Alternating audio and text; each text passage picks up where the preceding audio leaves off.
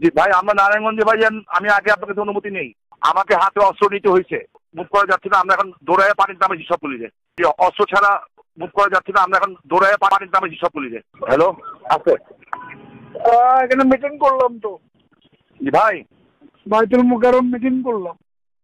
জি ভাই, আমরা নারায়ণগঞ্জে ভাই আমি আগে আপনার কাছে অনুমতি নেই।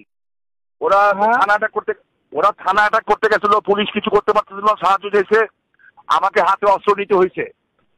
আমি কিন্তু এখন আর অস্ত্র ছাড়া মুভ করা যাচ্ছে না। আমরা এখন দৌড়ায় পানির নামেছি সব পুলিশে। দুটায় ধরছি, এখন যাচ্ছি সিদ্ধিগঞ্জে। আর সজল মোল্লা ওদের সাথে আলাপ করছি যে তোমরা আমাকে সাপোর্ট দাও, আমরা চিটাং রোড খালি করতেছি।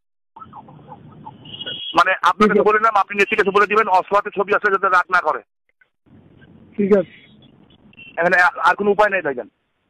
জি, আসসালামু আলাইকুম।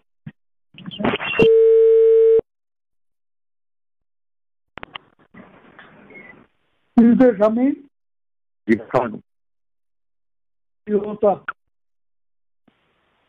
অবস্থা ভাই মানে মানে আমাদের নারায়ণগঞ্জে যেটা বর্তমান অবস্থা, প্রশাসন কেউ আছে বলে মনে হচ্ছে না।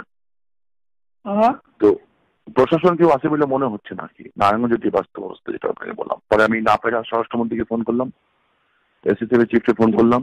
ওই অস্ত্রাগার লুট করতে গেছিল যে রাইফেল ক্লাবের, তো আগুন দিছে, বাট নোবডি গো দেয়ার। পরে আমাদের